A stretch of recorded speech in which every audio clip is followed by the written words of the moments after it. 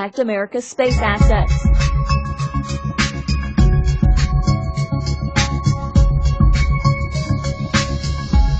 Speaking at the Pentagon Thursday, Vice President Mike Pence said the new command marks the first step toward ultimately building up a sixth military service branch, the Space Force, to counter Russian and Chinese threats in space. As their actions make clear, our adversaries have transformed space into a warfighting domain already, and the United States will not shrink from this challenge. Creating a new branch of the military hasn't been done for decades. The last time we added a new branch of service was 1947, and that took some time getting used to. But much like when the military established a new Air Force following World War II, after realizing the importance of air power, proponents say a Space Force is the next step for the military.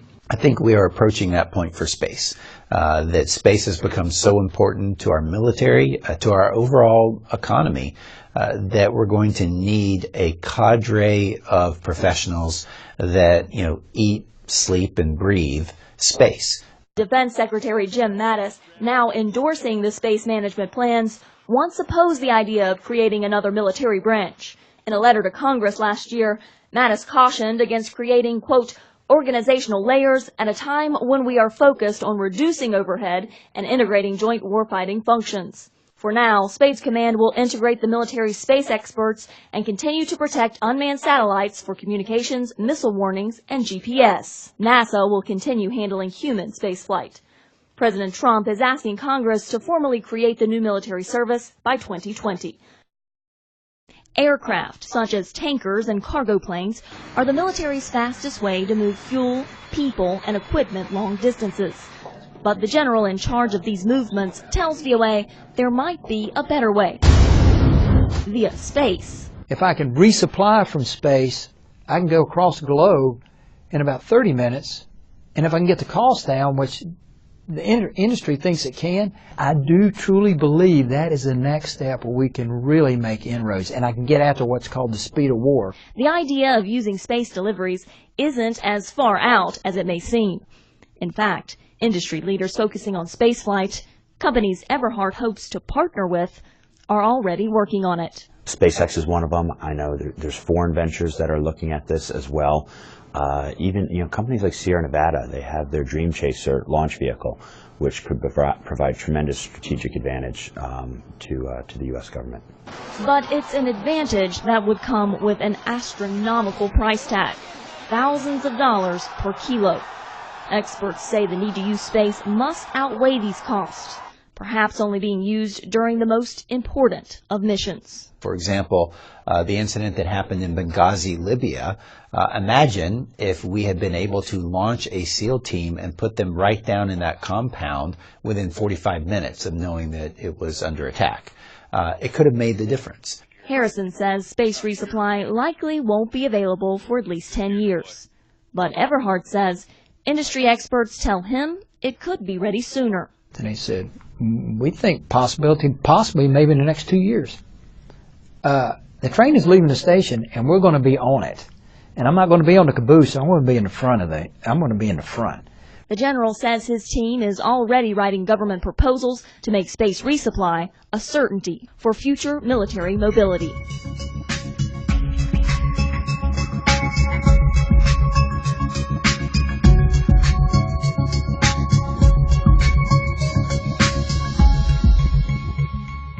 I've heard that you're interested in potentially refueling from space. I am. Can you tell me a little bit about that? There's a lot I can tell you about that. Not only refueling from space, but is there a potential to resupply from space? General Goldfein challenged me. He goes, I agree with him. We both have talked about mobility is probably a great pivot point for space. So I just talked to SpaceX. I just talked to Virgin Orbital. I want to go talk to Blue Origins because guess what? They're going straight up and straight down right now in recovering aircraft. If I can do that around the world and either refuel satellites, so the next boomer may be a satellite refueler instead of an airplane refueler. Maybe. If I can resupply from space, I can go across the globe in about 30 minutes. And if I can get the cost down, which the industry thinks it can, I think there is a great potential of partnering with industry. I said, that opens up huge frontiers for me. What happens if we, instead of pre-positioning a terrestrial plane on Earth, what happens if we pre-position cargo in space? Why not? So if you allow me to dream, I would dream, and I'm doing a lot of dreaming, to the chagrin of the staff, but the staff has already started to write white papers. I've already talked to General Raymond and Air Force Space Command about partnering. I would like to have our mobility folks to go and be on his staff so they learn space, and his space folks come over to the mobility staff and learn mobility. Because I do truly believe that is the next step where we can really make inroads, and I can get after what's called the speed of war. I can lift and shift quickly, so if the enemy is saying, trying to affect us here, I can affect them there. And they're staying out of my OODA loop, and I'm in theirs, and I make it very difficult for them. So, yeah, I'm very passionate about this. It's an exciting.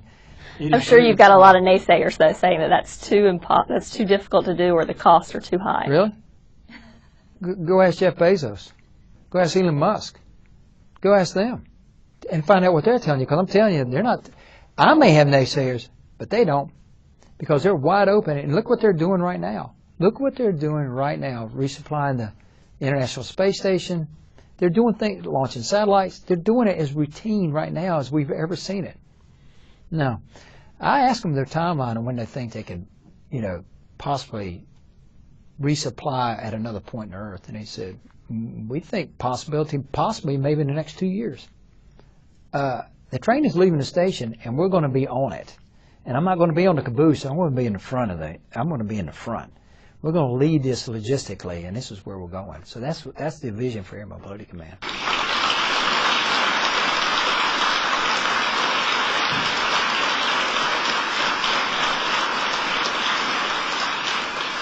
I'll promise you, your Commander-in-Chief is going to continue to work tirelessly toward this goal. And we expect you all to do the same. And to all the men and women of this department, this is the moment. Now's the time to act quickly using all the tools at your disposal to lead our nation forward with President Trump's vision to meet the challenges that lie ahead. There's much work to do. Success will demand the very best of each of you. So be bold, be creative, unencumbered by the past or the status quo. And remember, when it comes to defending our nation and protecting our way of life, the only thing we can't afford is inaction. The American people deserve our very best, and they will have it. As the President will discuss in further detail in the days ahead, the United States Space Force will strengthen our security, it will ensure our prosperity, and it will also carry American ideals into the boundless expanse of space. While other nations increasingly possess the capability to operate in space, not all of them share our commitment to freedom, private property, and the rule of law. So as we continue to carry American leadership in space, so also will we carry America's commitment to freedom into this new frontier.